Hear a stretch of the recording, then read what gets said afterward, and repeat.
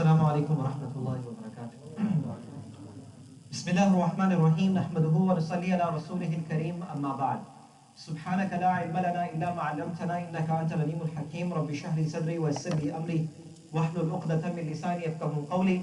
ورب يسر ولا تؤسر وتممه لنا بالخير يا فتاه يا فتاه يا فتاح. قال الله سبحانه وتعالى في القرآن المجيد والفرقان الحميد بعد أعوذ بالله من الشيطان الرجيم إن أكرمكم عند الله أتقاكم. Respected brothers and elders, mothers and sisters in Islam, we are grateful, we are thankful to Allah subhanahu wa ta'ala for His numerous bounties and blessings in our life. May Allah subhanahu wa ta'ala increase for all of us. May Allah subhanahu wa ta'ala keep us beneath His mercy and His rahmah. May Allah subhanahu wa ta'ala also provide us a shade on the day of judgment, when there will be no shade except for the shade of the arsh of Allah subhanahu wa ta'ala. May Allah subhanahu wa ta'ala fill our lives with mercy and rahmah as Allah subhanahu wa ta'ala has given us so much. Brothers and sisters, for the previous 2 days, mashallah, this is being the third day itself, brothers and sisters have been continuously participating. The brothers and sisters who have been continuously serving and providing, may Allah subhanahu wa ta'ala increase for you. For many a times, we don't realize how much effort it takes to get these programs going. There's so many people serving and providing and then cleaning, and no one even knows. And wallahi, you are not left in the eyes of Allah subhanahu wa ta'ala. You are definitely noble. And whatever khair that generates from any of these majalis and gatherings, inshallah, you have the complete share in that. And even if Allah subhanahu wa ta'ala accepts one individual from this gathering towards doing what is right, inshallah, we can hope from Allah subhanahu wa ta'ala that it will become the means of our salvation. Brothers and sisters, our theme for this year's Pathway to Jannah is the racial equality and what Islam actually talks about racial equality itself. What is the teachings of the Quran? What are the teachings of the Prophet of Allah sallallahu alaihi wasallam? We want to conclude this program, and of course we would not want to because it's such a beautiful gathering full of barakah and blessings and all of you present here. The last of our topic is the farewell Hajj of the Prophet sallallahu alaihi wasallam, which is known as Hajjatul Wida, and the nasiha and advice that the Prophet sallallahu alaihi wasallam shared with the entire ummah in large. Before I get to the topic itself, Rasulullah sallallahu alaihi wasallam performed only one Hajj in his life. Rasulullah sallallahu alaihi wasallam lived in Makkah al-Mukarramah for 53 years of his life. 40 years prior to Nabuwah, 13 years of Nabuwah and prophecy.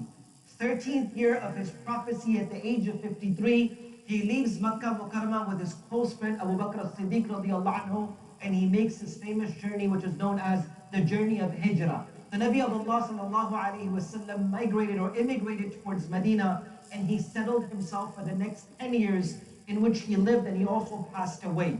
Within the frame of those 10 years, after 8 years, he visited Makkah once, which was known as the victory of Makkah, that Rasulullah sallallahu alaihi wasallam went.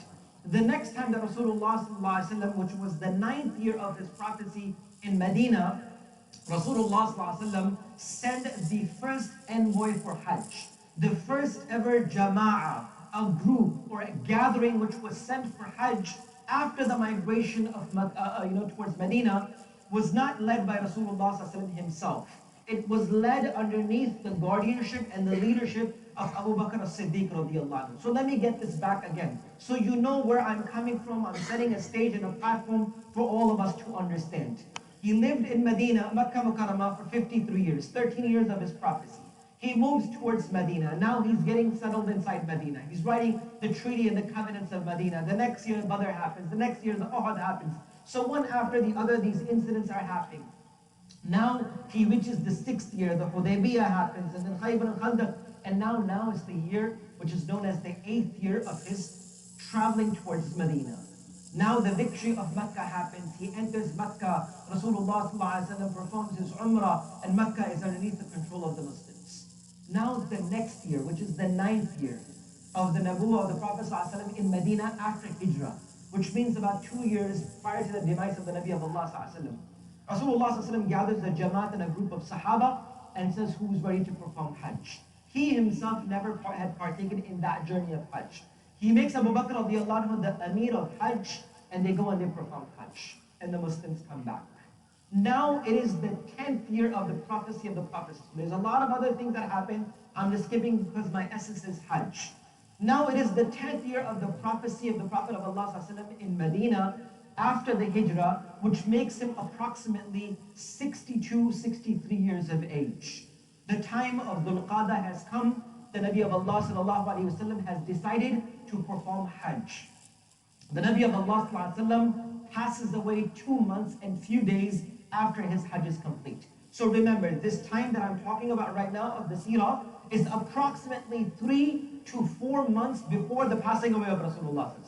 So this is only 4 months that we have. No one knows this, but when we look at a bigger picture of Seerah, we realize that the time frame that I'm talking to you right now is approximately 4 months before the passing away of Rasulullah sallallahu alaihi wasallam.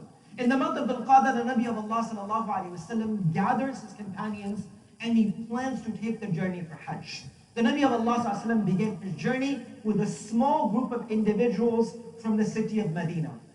The Nabi of Allah sallallahu alaihi wasallam began. As soon as he left the city of Medina, the people from the outskirts of Medina who had moved far because the city of Medina had grown in 10 years, they begin to join because Rasulullah sallallahu alaihi wasallam had announced that you may join us this year as you may not find me again, which I will share that in just a moment in his khutbah.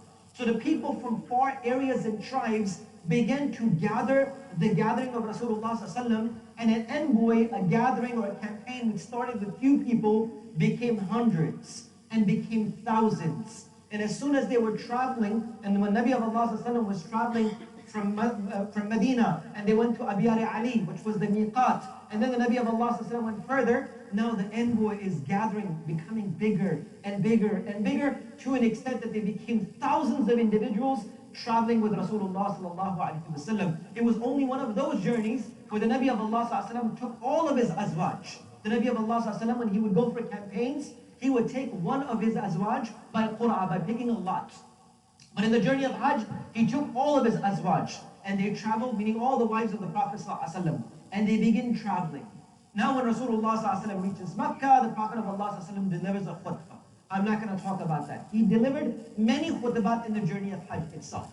When Rasulullah sallallahu alaihi wasallam reached Arafah, which is the 9th of Dhul Hijjah, which is the essence of Hajj, where Rasulullah sallallahu alaihi wasallam said, Al-Hajju Arafah, that Hajj in its essence, in its totality, itself is Arafah. May Allah take us to Hajj with afiyah and ease and comfort. For those who have gone, may Allah accept their Hajj. For those who wish and have the desire to go, may Allah make means and halal ways for you to perform this Hajj. And for those who have desire to go again and again, may Allah accept from them, inshaAllah.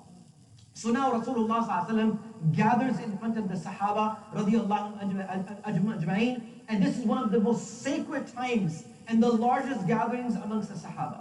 Just to hold this back for a second, the famous hadith that we know of, the hadith of Umar ibn Khattab radiyallahu anhu, in which this ayat of the Quran, Surah Al-Ma'idah, chapter number 5, verse number 3, Allah subhanahu wa ta'ala mentions in the end of this verse of the Quran, Al-Yawma akmaltu lakum dinakum wa atmamtu alaykum ni'mati wa raditu lakum al-Islam adina. Allah subhanahu wa ta'ala says in this very beautiful ayah of the Quran, portion of this ayah of the Quran, that indeed, Al-Yawm, this day we have completed the deen of Islam. We have perfected the ni'mah and our blessings, and we have chosen Islam as a way of life. This ayat of the Quran is revealed. Many a times, people think that this is the last verse of the Quran to be revealed, when unfortunately this is not the right answer. This is not the last verse of the Quran. Surah Al-Ma'idah might be the last verses of ahkamat and rulings, but these are not the last verses to be revealed. They are in Surah Al-Baqarah. But now Rasulullah ﷺ is given this beautiful verse. Going to the hadith, and we'll come back to the khutbah. Umar radiallahu anhu was approached by a Jewish man. And wallahi, brothers and sisters, and especially the youth who are here, we don't know the value of our own religion. We don't know the value of our own Islam, our Quran, and our Nabi Muhammad sallallahu alaihi wasallam. A Jewish man comes to Umar radiallahu anhu and said, "O Umar, if this verse of the Quran, Al-Yawma akmaltu lakum dinakum wa atmamtu alaykum ni'mati wa raditu lakum al-Islam adina, if this verse of the Quran was given to us as the Jews, we would have celebrated this day as a day of Eid and celebration." So the famous hadith you must have heard so many times. The reply of Umar radiallahu anhu was so profound. He said, I remember the day, the date, the time, the place, the venue where this ayah of the Quran was revealed. He said it was the day of Jum'ah. It was the ninth of Dhul Hajjah. It was the time between Asr and Maghrib. It was in the plains of Arafah where this beautiful ayah of the Quran was revealed. And not only it was one day, it was 2 Eids for us. It was 2 days of Eid for us. It was the Jum'ah, it was the Yawm al-Arafah where Allah forgave the believers. And that's why the hadith of Rasulullah said that there are 2 days which are the most humiliating and disgraceful days for Iblis. 2 days. One was the day of Badr, which Allah mentions the day of Furqan, the day where Allah differentiated between haqq and batil, right and wrong. And the second day, the hadith of Rasulullah mentions, the most humiliating day for Iblis is the day of Arafah, where Allah forgives the humanity in such large numbers that are not forgiven on any other times. So what we are understanding is that this platform is one of the most noble gatherings. It is the day of Jum'ah. It is the ninth of Dhul Hajjah, the 12th month of the lunar calendar. It is the 10th year of the hijrah of the Prophet sallallahu alaihi wasallam. He's approximately 63 years of age. He has never had a crowd larger than this ever that is listening to him at one time. Rasulullah sallallahu alaihi wasallam's khutbah, his sermon were not very, very long. If you look at the prophetic traditions, the khutbat and the sermons of Rasulullah sallallahu alaihi wasallam were precise. Sahaba spoke less, but they acted more. We speak a lot, but we act very less. The amal of Sahaba were much greater. Their amal was so strong. So now Rasulullah sallallahu alaihi wasallam's khutbah, which was delivered to 124,000 companions, more or less, in effect, the largest companionship and gathering that he ever had, his entire life, was that khutbah. I know you must have heard specks and portions of it. Some of you might have even read it, but inshallah, for the next few minutes, I need your attention. I'm going to read to you this khutbah in English. So let's listen to this khutbah, right? Many a times we hear, but we don't know this text. So I'm going to share this text with you, not in Arabic. I'll translate that in English. So it is the 9th of Dhul Hajjah. It is the 10th year of the hijrah of the Prophet of Allah sallallahu alaihi wasallam. He's approximately 63 years of age. It is known as Khutbatul Wida, the farewell sermon of the Prophet sallallahu alaihi wasallam. According to some of the scholars, it is the 9th of March, year 632. According to our calendars, the Prophet of Allah sallallahu alaihi wasallam delivered a khutbah. This khutbah itself even rings in the ears of the believers till now of how Allah subhanahu wa ta'ala kept these words. So Rasulullah sallallahu alaihi wasallam have left the face of this earth, but of course his words are still alive and living in the hearts of individuals. And that is something which is the beauty of the kalam that Allah subhanahu wa ta'ala gave Rasulullah sallallahu alaihi wasallam. So let's take this. After praising Allah subhanahu wa ta'ala and thanking Allah subhanahu wa ta'ala, Inna alhamdulillah, after praising Allah subhanahu wa ta'ala and after thanking Allah subhanahu wa ta'ala, the Prophet of Allah sallallahu alaihi wasallam said, and I quote, "O people, lend me an attentive ear." Listen to me carefully. "For I know not whether after this year I shall ever be amongst you." And I want you to think about this. Of course, no one can ever say it's like the Nabi of Allah sallallahu alaihi wasallam. Nor we can ever be Sahaba, nor this can be Arafah, nor we can go back at this time. But I want you to reflect over these words as the Rasulullah sallallahu alaihi wasallam can make this message to the ummah. Think about it, not just I'm listening to a random guy speaking, but focus as a nasiha of the words of Rasulullah sallallahu alaihi wasallam for us and the people till the day of Qiyamah. So let's listen to it from that particular attentive ears. Let's listen from our hearts. Let's listen from our hearts. "O people, lend me an attentive ear, for I know not whether after this year I shall ever be amongst you again. Therefore listen to what I am saying to you very carefully, and take these words to those who could not be present here today.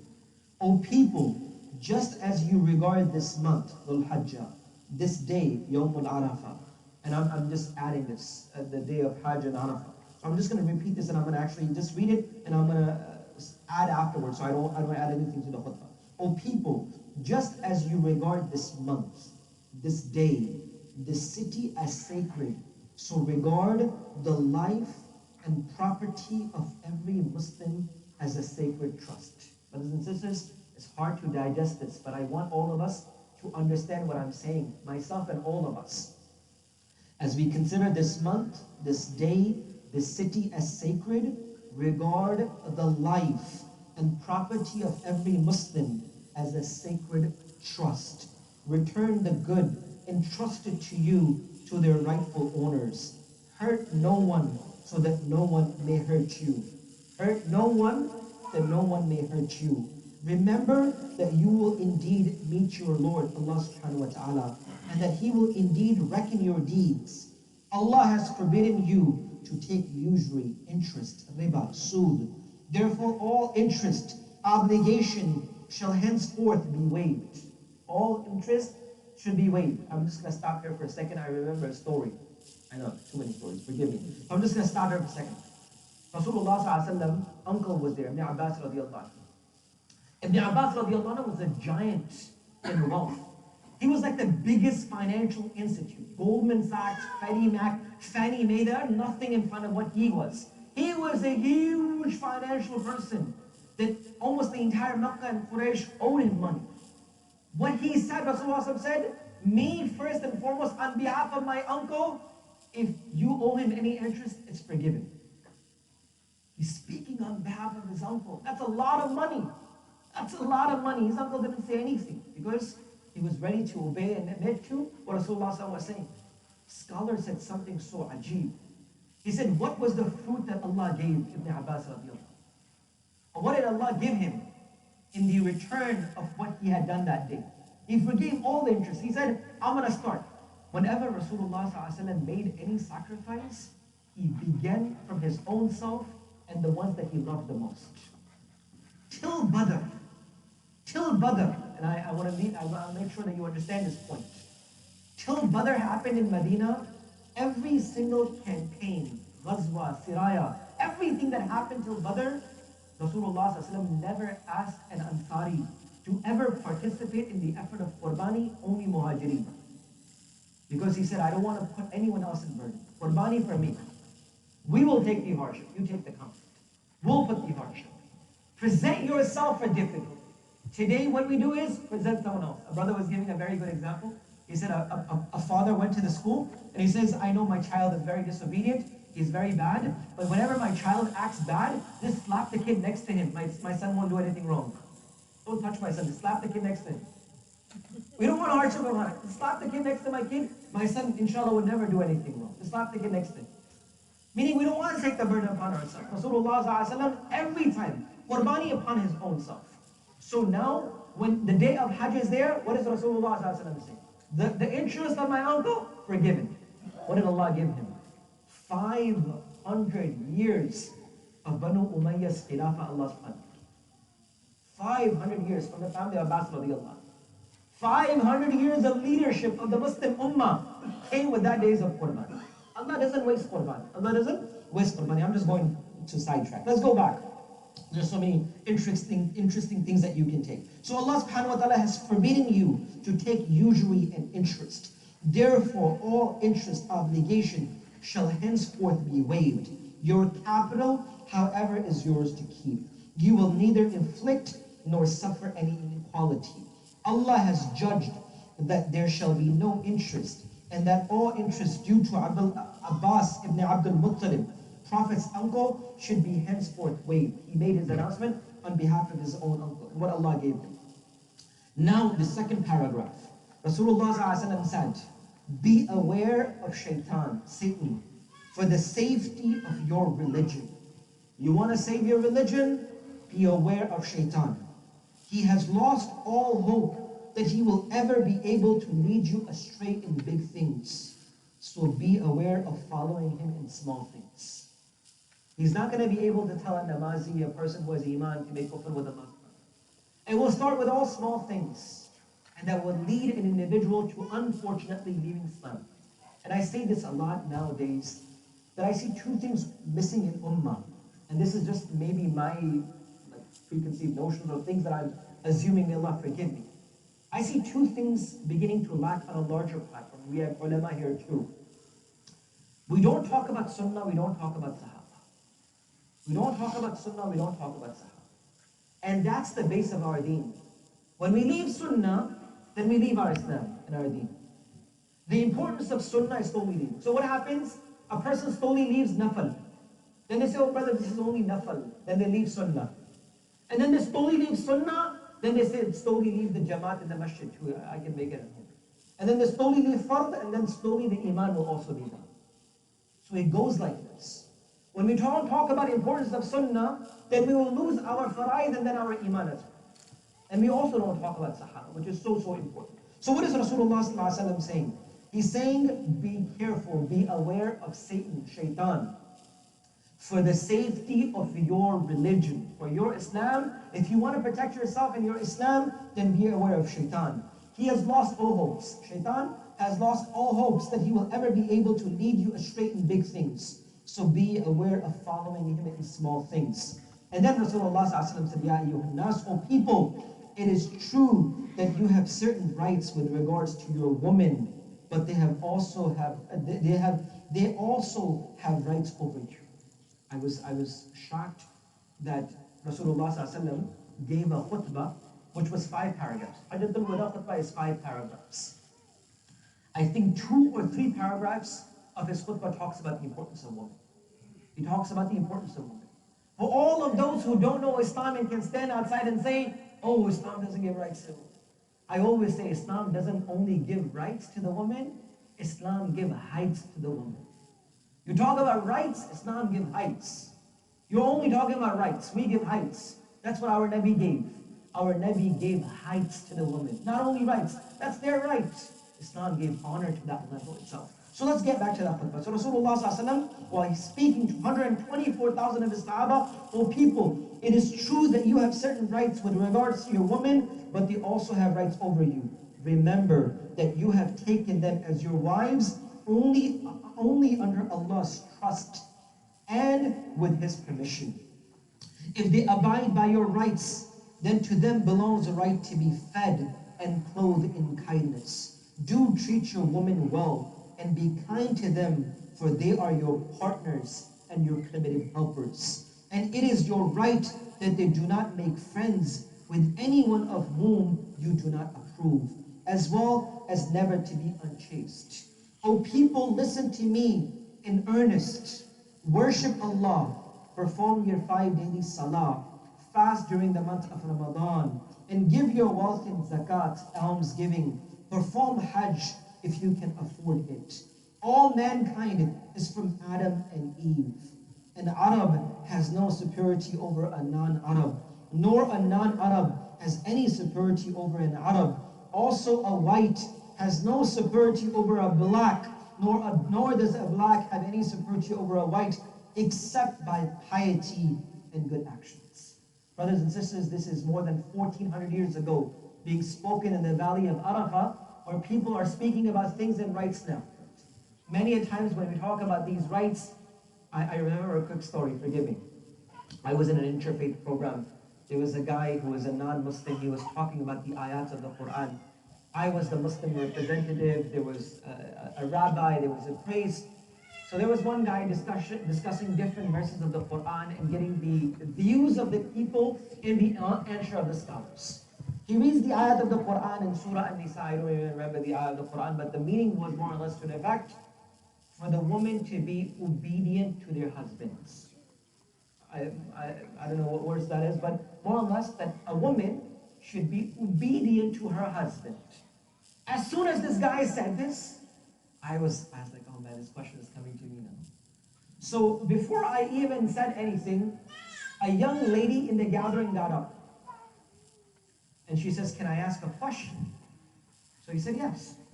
So the lady said, Quran said to be obedient to your husbands, and obedience comes with slavery, and that means that men are dominant and women are enslaved, and Islam gives no right to the woman.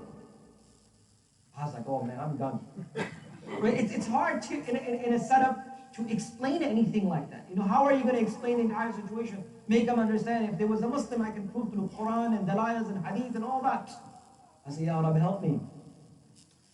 Wallahi, I was thinking that the question is coming. I see that guy looking at me, that he's going to ask me to answer the question.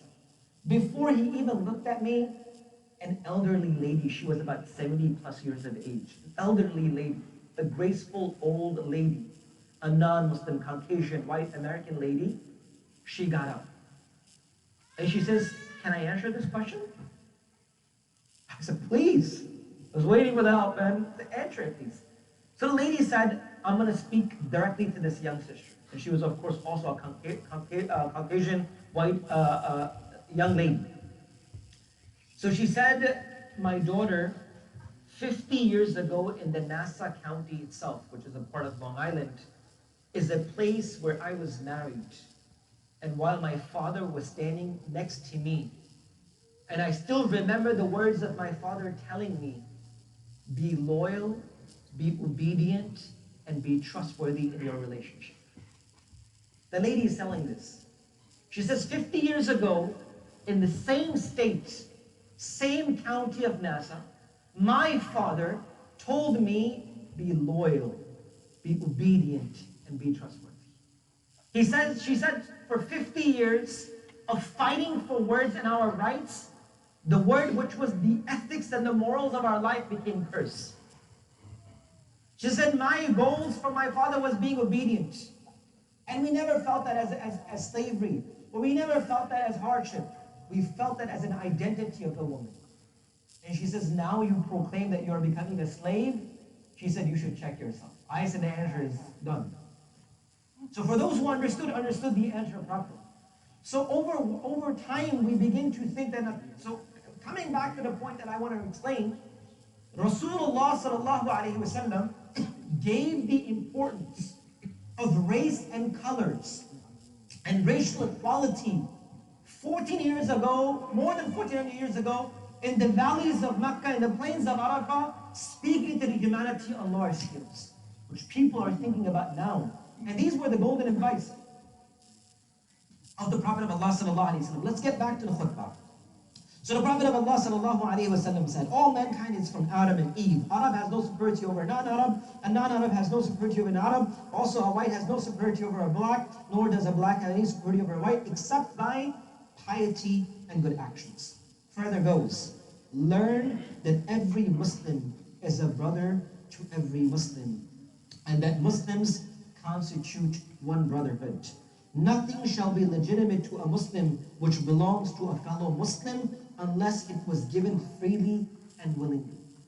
And today, what are we doing? We are ready to snatch it from the mouths of others so long as me and my children are comfortable. We don't care about others. Who cares about the dying children of others so long as my flame is burning? So long as I am comfortable, who cares about others? That's the mentality. The mentality that we live in today is me, myself, and I. Me, myself, and I. And that's what now Rasulullah taught us. So the Prophet of Allah is saying, learn that every Muslim is a brother to every Muslim, and that Muslim constitute of one brotherhood. Nothing shall be legitimate. It's not halal for you to a Muslim which belongs to a fellow Muslim unless it was given to you freely and willingly. Was a very big, pious, great scholar in Pakistan. Muhtar Jamil Sahib was a student of Maulana Jamshed Sahib, rahmatullah alayhi. Muhtar Jamil Sahib said that my Ustad Maulana Jamshed rahmatullah alayhi loved mangoes. I think someone was saying mango all the time, wasn't it? Mufti Abdul Samad mentioned, or someone else was saying mangoes. So it reminds me of that story, mangoes. So he said my teacher Maulana Jamshed Sahib rahmatullah alayhi loved mangoes. He would love to eat it. But one day I brought the mangoes to him and I presented, I said, Ustadji, teacher, this is mangoes for you. So he said he loved it. He would have taken it and eaten it. But he asked me a beautiful question that I was shocked. He said, where did you get these mangoes from? I said, Ustadji, my teacher, I got these mangoes from my dad's garden. My dad is a big zimidar, big agriculture, acres and acres of land, and within our own land we have these mangoes. So I bought it from my dad's land. So the second question he asked was that when your grandfather passed away, did your brothers distribute the wealth between your brothers and sisters equally, or the brothers take the portion and not give anything to the sisters in miras and inheritance? You feel what I'm saying? He says when your grandfather passed away, and your grandfather had kids like your father and his brother and his sisters, did your sisters, meaning your pupo, your brothers, your dad's sisters, your paternal aunts, did they get the equal share that is supposed to be given to them according to the Quran, or the brothers hugged and took everything and they got no help? If that's the case, take the mangoes away. I'm not going to eat it. So Mawaz said, I laughed. I said, Alhamdulillah, my dad didn't have a sister. They only had 2 brothers. So they got half land. He said, give me the mangoes, let me eat them. He says, Mawaz says, my father, Muhammad were 2 brothers. So when the father passed away, both brothers inherited half land. They never had to give it to anyone. So they had no issue. So this is my teacher, enjoyed it. So look at the importance of taking something from someone which is not acceptable, but making it our own. So many a times, brothers and sisters, how many of us are even careful in making these decisions? So Rasulullah is saying that you cannot take anything. Nothing is legitimate of a Muslim which belongs to a fellow Muslim unless it was given to you freely and willingly. Do not therefore do injustice to yourself. Then Rasulullah further continued, remember one day you will appear before Allah. He reminds of taqwa again and again. Because every good deed, as I said this, brothers and sisters, every hasana, every good deed will develop by the consciousness of Allah subhanahu wa ta'ala. The better the yaqeen of akhirah, the better and stronger the amal in this world. The better the yaqeen and the belief of hereafter, the better our actions. Remember, one day you will appear before Allah subhanahu wa ta'ala and answer your deeds. So be aware, do not stray from the path of righteousness after I am gone. Allahu Akbar. Do not go away from the path of righteousness after I'm gone. O people, no prophet or apostle will come after me. No new faith will be born. Reason well, therefore, O people, and understand words I convey to you. I leave behind me 2 things, the Quran and my example, the Sunnah. If you follow these, you will never go astray. All those who listen to me shall pass on my words to others, and those to others again. And may the last ones understand my words better than those who listen to me directly. Be my witness, O Allah, that I have conveyed your message to your people. And Rasulullah ﷺ pointed his fingers towards the skies, and he said, Allahumma ashhad, Allahumma ashhad, Allahumma ashhad. After giving his message, Rasulullah ﷺ said, Hal balaght, have I conveyed the message? The Sahaba said, O Nabi of Allah ﷺ, you did not only convey the message, but O Nabi of Allah ﷺ, you have fulfilled the haqq of conveying the message. And Rasulullah ﷺ looking towards the heaven and said, Allahumma ashhad, Allahumma ashhad, Allahumma ashhad. O Allah, be my witness. O Allah, be my witness. Brothers and sisters, this khutbah of Rasulullah ﷺ is something of reflection for every single one of us till the last moments of our life. The golden advice that Rasulullah ﷺ shared with the ummah. I humbly request that whenever you get some time, read this khutbah. Remind yourself of what was the last nasihat and advice that Rasulullah ﷺ left to ummah on a larger scale. Imagine a child. Imagine a child, may Allah forgive in condition. Imagine a child who he or she has been disobedient to the parent, the mother or the father, for their entire life. Imagine a child who has been disobedient to the mom and dad for all of their life. And now the last moments of the father or the mother comes. And the child is standing on the side of the father or the mother who is dying. And what is the father or the mother saying? My son, my daughter, whatever you have done in your life is between you and Allah. But my final advice to you is this. Imagine the most disobedient of the children will make sure that they listen carefully. Because that's the last message that is being given by a person who is such a great muhsin and a person who has done such great favors to us. This khutbah is nearly the last message that our Nabi Muhammad shared as collectively to the entire world. Yes, there are other khutbah that the Prophet gave before his demise, but in large, as the largest gathering of the Sahaba, this was the khutbah of Rasulullah. And the Nabi of Allah himself laid the foundations of equality. Yesterday, Muhammad Farhan mentioned the story of Bilal bin Rabah radiallahu anhu standing on top of the Kaaba and giving the adhan. And what was that story? I will share with you 2 stories and I'm going to try to wrap it up. It is mentioned that when Bilal radiallahu anhu went on top of the Kaaba and he gave the adhan, there was a man from amongst the Quraysh. And as we know that within their own instance and within their own inner self, discrimination and racial injustice and bigotry was just there inside of all of them. So there was a man from amongst the people, and he was standing there. So he said, I offer thanks to Rabb, I offer thanks to Allah, that my father passed away without witnessing this disgraceful day. That a black man is standing on top of the Kaaba and giving adhan. I am thankful my dad has passed before he saw such a disrespectful day. A man said this in the gathering, that I'm thankful that my dad had not had to see this. His name was Harith ibn Haytham reported. So now he retorted these words.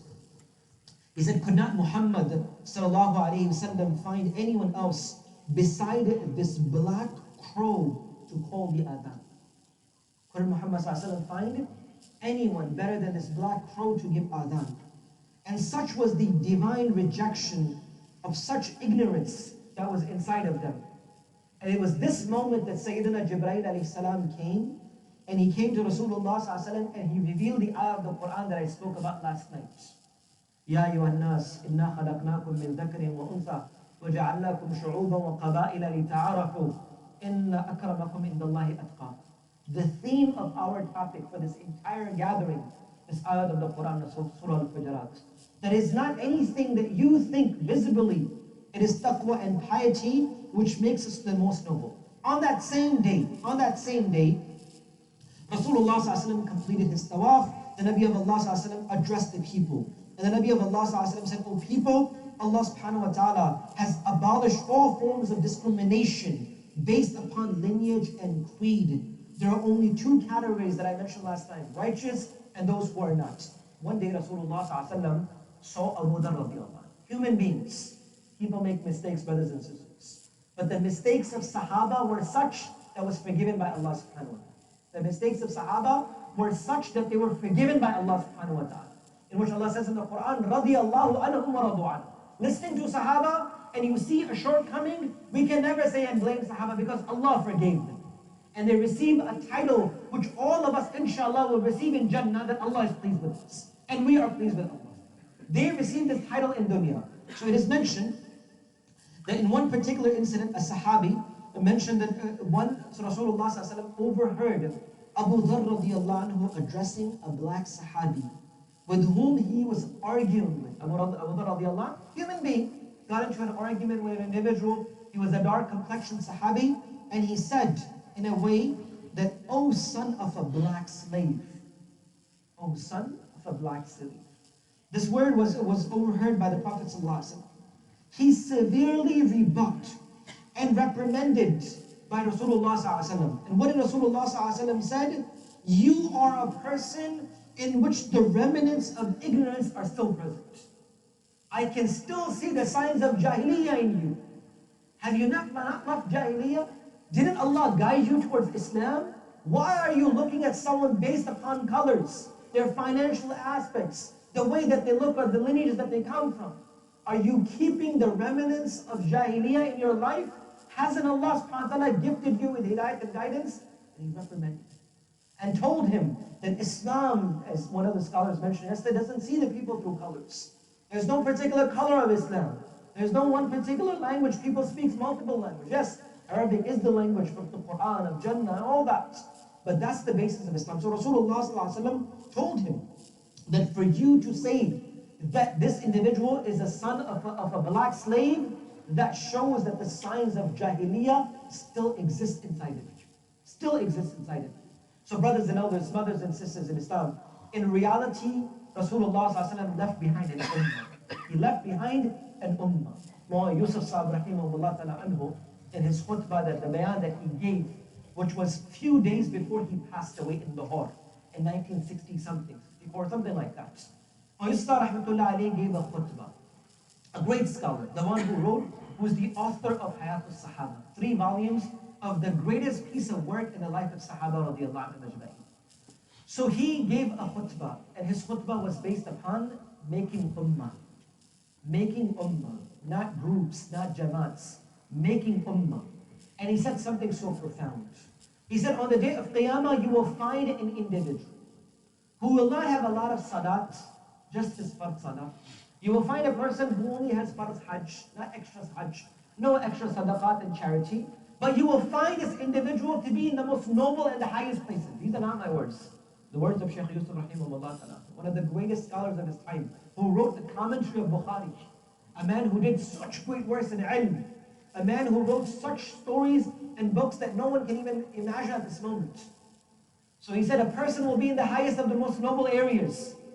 Well, he will ask, Ya Rabb, no, I don't deserve all of this. Ya Rabb, for what? So it will be told to him, he said, that because of a single statement that you said, brought togetherness and unity in the ummah, Allah gave you all of this. Your one word. Today to say something, oh, you are this, you are that, wallahi will divide us. Will put us into pieces and shatter us into pieces. No strength will remain in ummah when we ourselves cannot correct ourselves.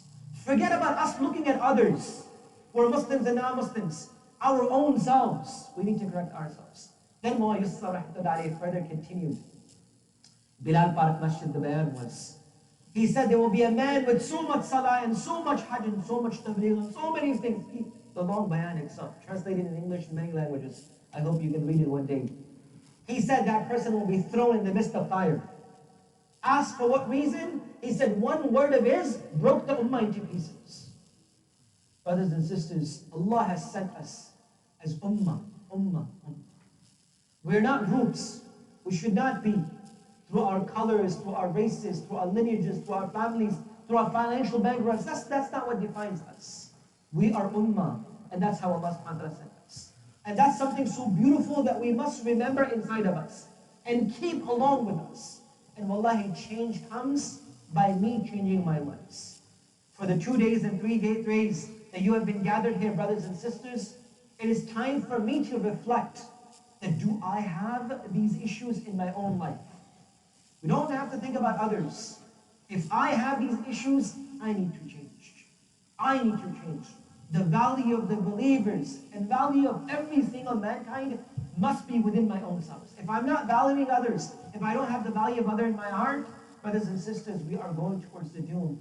And that's the means of our protection. And I'll conclude by saying this, that this concept of Rasulullah sallallahu alaihi wasallam, which he gave in the khutbah al-wida, in which Rasulullah sallallahu alaihi wasallam talked about in his hajj, the sermon which was the largest gathering of the Muslims ever in front of Rasulullah sallallahu alaihi wasallam, he gave this and he said, remember, do not let shaitan take your religion away from you. Do not let racism and bigotry and equality come in front of you that will slowly take away your iman from you, slowly take away your Islam from you. And wallahi, brothers and sisters, if we become the example of true Islam and true Muslims, the life of individuals will change. A French philosopher wrote in the 1700s, if the greatness of purpose, the lack of mean, and absolute results were the three criteria of human genius, then who would dare to compare themselves with Muhammad sallallahu alaihi wasallam?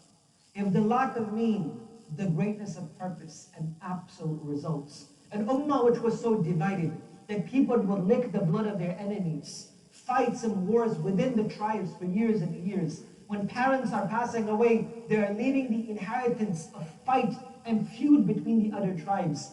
If within the time period of 23 years, if our Nabi Muhammad ﷺ can make that change, wallahi, we as Muslims today can also bring that change, because our Rabb is the same, our Allah is the same. Our Allah has not changed. The rahmah and the mercy of Allah has not changed. Our Nabi has not changed. Our Quran has not changed. We have changed. We have changed. And now it is for us to bring forth that change back into our lives. And as I said this yesterday, that anywhere and everyone across the globe needs to realize that the solution is Islam. The solution is Islam. And it's not only the word Islam itself, it's the reality of Islam. The true Islam in my life, in my mu'amalat, my interactions, my businesses. A few weeks ago, I was giving a khutbah on the importance of Al-Quds in one of the masjids in Long Island. So when I was talking about the importance of the aspects of Al-Quds, I said that Shaykh Ashraf Ali Thanwi rahmatullah alayhi has written in the beginning of the ayat of Surah Bani Israel, وَقَضَيْنَا إِلَى بَنِي إِسْرَائِيل, this ayat of the Quran, in the commentary of this, he writes that the help and the nusrah of Allah subhanahu wa ta'ala to protect the Haramain, Kaaba, Makkah and Medina, remains with Allah subhanahu wa ta'ala, no matter what is the condition of the believers. But the help and the conditions of Al-Quds will remain on the belief of the Muslims, how strong we are. Then I made a message, left a message to them, and I said, if we are cheating others in our businesses, if we are gossiping one another, if we are slandering one another, if we are taking the haqq of others, if we are abusing one another, then how can you expect the nusra and the help of Allah to come towards you? Brothers and sisters, change needs to be made from me. Not you, me. I need to change. And we all need to change. And that's how the goodness will come and become and common in the lives of individuals. And that's what is lacking today. Because wallahi, the deen of Allah subhanahu wa ta'ala is complete and perfect. The deen of Allah subhanahu wa ta'ala is complete and perfect. The life of Rasulullah sallallahu alaihi wasallam is complete and perfect example for the entire humanity. And that's what the Quran said, that the life of Rasulullah sallallahu alaihi wasallam, لَقَدْ كَانَ لَكُمْ فِي رَسُولِ اللَّهِ أُسْوَةٌ حَسَنَةٌ. The best way of life is the life of Rasulullah. So we seek and we ask and we plead and we beg Allah subhanahu wa ta'ala to change our life towards goodness. May Allah subhanahu wa ta'ala allow us to reflect over the Quran, the Sunnah, the beautiful life of Rasulullah sallallahu alaihi wasallam. May Allah unite our hearts together. May Allah take away the evils away from our hearts. May Allah subhanahu wa ta'ala make us one ummah. May Allah subhanahu wa ta'ala give us the love and the affection of each other within our hearts. May Allah subhanahu wa ta'ala allow us to look towards the good of others. May Allah subhanahu wa ta'ala protect us and preserve us and protect our generations to come to the day of Qiyamah. Inshallah, we still have one more session left, inshallah. I guess two more sessions. The session of food and our asr. And then we also have the dua and closing remarks, inshallah, that we'll have from the brothers who have organized as well, inshallah. After Asr Salah, may Allah subhanahu wa ta'ala reward you, bless you, and increase for you in many folds. May Allah subhanahu wa ta'ala give us amal, which is accepted and mutaqabbal. May Allah give us amal, which is mukhlis and ikhlas and sincere. And may Allah subhanahu wa ta'ala give us the ability to practice and convey to others whatever good has been heard. Whatever good was shared was only and only by the tawfiq of Allah subhanahu wa ta'ala. Whatever was wrong was my own mistakes. May Allah forgive me and forgive all of us in all of our shortcomings and allow us to do whatever good has to be done. Jazakumullah khair wa assalamu alaikum wa rahmatullahi wa barakatuh. Sure. Was the Prophet given his farewell sermon, did he realize the end was near? Did the Sahaba realize the end was near? So some of the Sahaba radiallahu anhum ajma'in began to realize this.